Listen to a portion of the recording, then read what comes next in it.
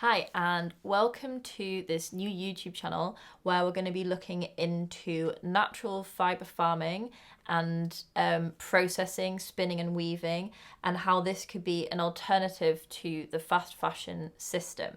So my name's Rosie and I've recently finished doing a master's in fashion and textile management, and also founded a company where we're trying to grow and process and spin flax into linen.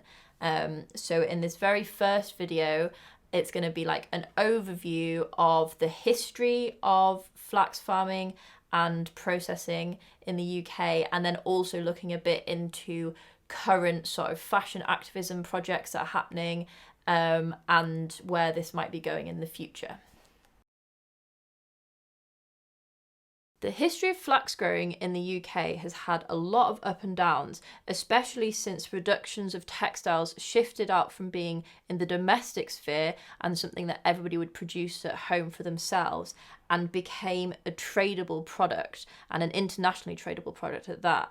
And so if we look back in history, we can see both war, political climate, and supply chain issues over the years have influenced the rise and fall of flax.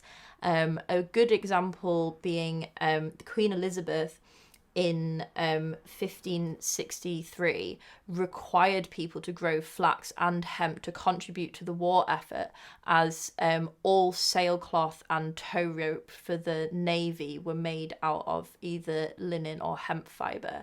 And again, you can see surges in the popularity of flax growing due to supply chain issues. So, for example, in the 19th century, there was a huge surge in flax growing within Scotland because the previously cheap imports from Russia became completely destroyed because of civil unrest in Russia. And we can see that also happening during the American Civil War. So the initial reason that flax and linen fabrics were replaced by cotton was because all of this very cheap cotton suddenly became available due to colonialism and the slave trade and the sort of birth of capitalism in America. But when the American Civil War happened and there was so much unrest that importing cheap cotton suddenly became unsustainable.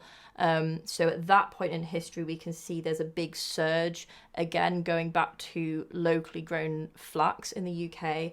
And similarly, in the 20th century, both during the First World War and the Second World War, there was a sudden renewed interest in flax growing because the cheap imports from France and Europe suddenly became unavailable.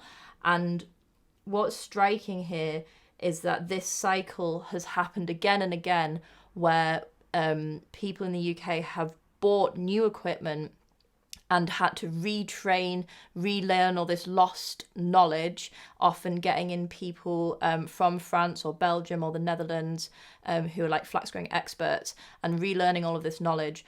But then as soon as it became not economically viable, so as soon as it became cheaper to import, all of the equipment was then auctioned off and sold overseas, and all of the knowledge was lost again. And we can even see that happening just 2 years ago. So in 2021, the final linen weaving mill in Scotland closed down, and an interview with the director said it was largely due to cheap imports of synthetic fabrics from overseas, making it an unsustainable business model. And there's some really good books available if you're interested in the history of flax in the UK. So I'd really recommend this one, The King's Flax and the Queen's Linen. And this specifically looks at flax growing efforts during the Second World War. And if you want a bigger overview of the full history of flax growing throughout Europe, then this book, Flax in Flanders, is an incredible source. It's got some amazing illustrations and pictures of different artworks and flax processing techniques.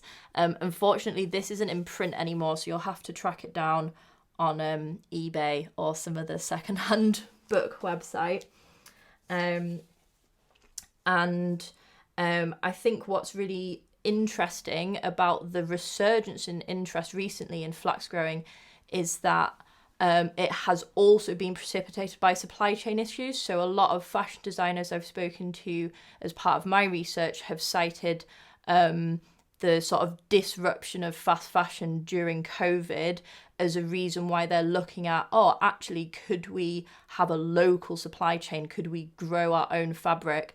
And I think it's also been really inspired by worries about climate change and the environment, and thinking about could we have fabric grown so it doesn't have this big international sort of carbon footprint of being grown in one country and flown somewhere else to be woven and flown somewhere else to be sewed up, but actually have a really local supply chain. And then we're going to next have a slideshow where we look at some modern day flax projects in the UK.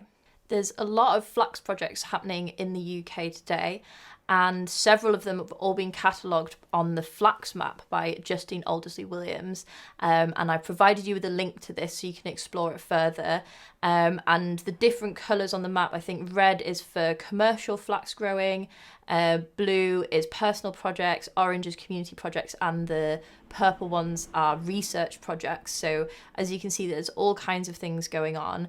And I think part of the reason there's been this big resurgence in interest in flax growing is partly down to the Fibre movement. So Fibre was started by a woman called Rebecca Burgess in California about 10 years ago. And it's this idea of having a soil to soil textile economy. So growing stuff using like organic or regenerative farming techniques, both sheep or, flax, hemp, cotton, having it locally made, locally spun, locally woven, sewn together, and also using natural dyes so that at the end of its life, everything can be composted and sort of like contribute its nutrients back to the soil. And I think because there's this big sort of growing awareness of wanting fashion to be sustainable and good for the earth, this has really made a lot more people excited about the idea of locally grown or organically grown clothing. One of the projects in the UK that's been happening recently is Homegrown Homespun, which was a collaboration between Justine, who made the Flax map, and Patrick Grant, who you might know from the British Sewing Bee. And they last year made some linen denim using UK grown flax and UK grown woad for the dye, which was an exciting project because I think they said there hasn't been UK made denim for like over 100 years, and they're hoping in the future to actually integrate this into Patrick's company Community Clothing and create a line of jeans which are like grown in the UK. This project, so I included this slide from the East Yorkshire Hemp because they've been inventing a lot of their own hemp harvesting machinery. So this tractor has got 3 6-foot long blades attached horizontally, which are like helping harvest the hemp. And they've actually been involved in providing materials for like big brand jeans producers, although that's not hand spun in any way. I think they're using quite a weird chemical process called cottonization to chop up the hemp so that it can be put into cotton spinning equipment. But I thought it'd be worth talking about just because it's an interesting project. This equipment is all been made by Simon and Anne Cooper at Flaxland, and so they actually do a lot of workshops and also sell flax processing equipment. So I would really recommend Flaxland as a great resource if you want to kind of have a deep dive on learning all about it. And I'm really fascinated by this particular setup. So you can see they've got a whole drain pipe full of the loose fibre, and they're actually making a sliver, which is what's done industrially to feed into industrial spinning machines, but they've managed to make their own sliver in this drain pipe. And then you can see in the middle picture, they've got a special distaff of their own invention, which is feeding a continuous amount of sliver. So it means if you're hand spinning, you can keep going for much, much longer, and you don't have to stop and like redress a distaff. And I think Simon's been using this setup to actually create a lot of yarn, which he's selling to like fashion designers and trying to like actually produce stuff to sell. So he wants to be able to do it really quickly.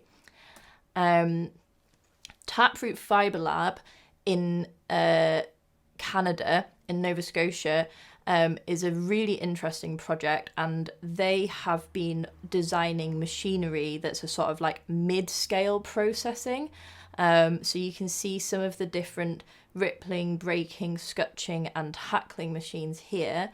And they also did this really fascinating project a couple of years ago called Community Shared Linen. And so the concept behind this was, it was a bit like a veg box scheme, which they also run one of those from their farm, where you pay in advance for like a whole year's worth of linen items. And so everything was made especially to fit all of the different people who ordered it. And I think that's a really interesting like concept of how people might do fashion in the future that's like locally grown, slow fashion. And so there's no waste, because right from even when you're growing the plants, you know who you're making clothes for and how much you need to make the quantities and sizes of everything. So this is like a really, I think this is a really exciting kind of potential way we could do fashion in the future. This project in France, so this is a company called Mijuin, and they've managed to set up a full sort of like production line. So growing the flax, processing it, spinning it, weaving it and sewing it, because obviously in France they didn't get rid of all of their factories like what happened in the UK, and they are in fact getting more and more industry back. So there's 2 new spinning mills just reopened in France last year, one for wet spinning, one for dry spinning. And Mijuin is a small fashion design company based in Rouen. And I actually went to visit them last summer, which was really nice. So that's me meeting Pauline, who runs Mijuin.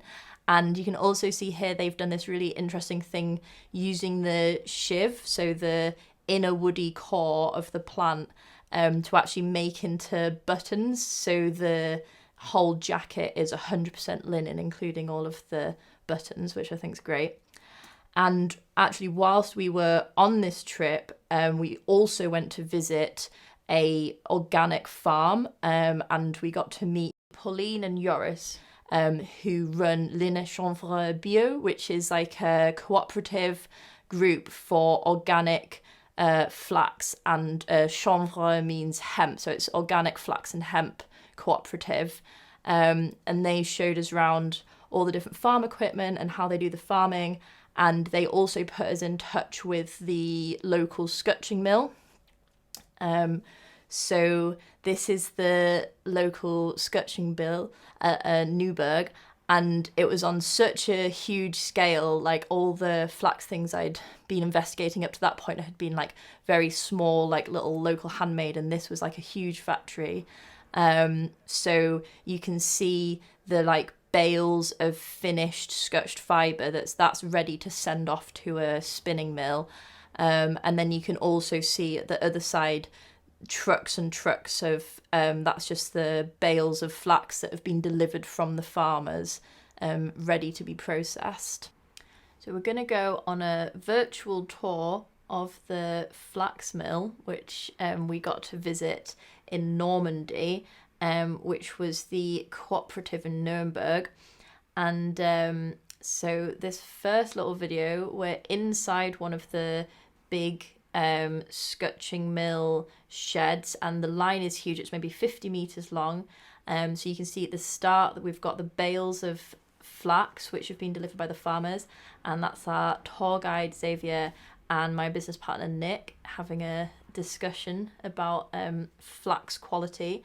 So in the next little video, this is actually under the hood of one of the machines that's switched off.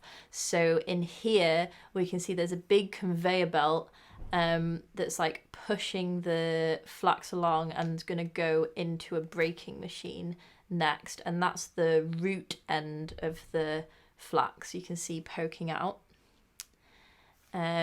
So that machine, which you can't see super well through the grill, but that's doing rippling, which is when this big comb comes and combs off all of the seed heads, which you can just about make out there. And then after all of the seeds have been removed, it's then going into the machine. And you can see that Xavier showing us well-retted flax. It's snapping up nicely. This is probably my favourite machine, was the bale unwinding machine. So the farmers will bale the flax using linen twine, so that if some of it comes off in the machine, there's not going to like have plastic baler twine in there, and they'll deliver it to the flax mill, and then it gets unrolled into the machine. And here we can see the breaking machine. So there's actually lots and lots of rollers that look like that. That's just the first one you can see through, but there's a bunch of those in a row that are going to be snapping up all of the flax. And then I've tried to film inside the scutching machine, but as the machine was switched on, obviously we couldn't open up the lid, and so there's just a very dusty screen there that we can't see into. So we're just going to skip to the end, and this is the lovely broken and scutched fibres being spat out of the conveyor belt at the end, and these are all going to get baled up and sent off to a spinning mill. Malon Linen is a great project in Ireland who've been very helpful to me. Charlie and Helen, who run Malon Linen, have been great. I've rung them up quite a few times to ask flax advice, and they've been doing some really interesting projects like renovating old machinery. So in Ireland, unlike in the mainland of the UK, there's actually a lot of old equipment that's still lying around. So they managed to find this massive scutching turbine and renovate it. And you can see in this photo, they actually built a barn especially for it because it was way too big to fit in any of their existing farm buildings. And the other photo, you can see Charlie's actually inside an old cheese vat, which they've repurposed for flax retting. And I assume they haven't put the water in yet. He's just in there. But yeah, Malon Linen are doing some like really interesting stuff with like renovating old machinery. And this is a similar project to that actually. So this is in Helsinki in Finland, and this woman called Lina Persu has been again found some old equipment in a field that somebody was chucking out, and these are some old Soviet machines that were made in an aircraft factory. So you can see this is a drafting and a spinning machine that she's been renovating. And she's sort of, running a similar project to a lot of the ones in the UK, trying to like get flax processing in Finland like set up again, and sort of like rather than importing everything. And the last few slides I want to show you are the project which I've been running. So this is me doing a presentation at Heriot-Watt Uni last year, with a couple of machines that I had built at the farm, and one of them was from a design by Fibre, and the other one was designed by Simon at Flaxland, who very kindly let me copy his machine idea. And then running on from that, I've also been doing a project with 15 mechanical engineering students at Heriot-Watt Uni to design sort of like bigger versions of these machines, but still very low budget, and something which if a farmer wanted to try out flax processing for the first time, it would be really affordable, because I think the price is often what puts people off from trying out like a new crop. So this is kind of moving into the future of flax, so not just what's happening right now, but what might happen in the future. And so this is one of the machine designs which the engineers have been working on, and their prototype of it. This is a breaking machine. This is a scutching and heckling machine, which is designed partly based on Simon's original design, and also off a lot of historic designs which the students have researched.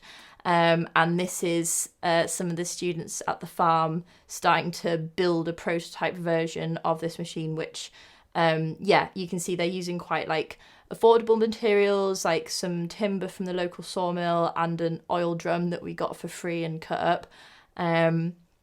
So yeah, really trying to make it like affordable. And then finally, which is a bit more high tech and futuristic, is this spinning machine.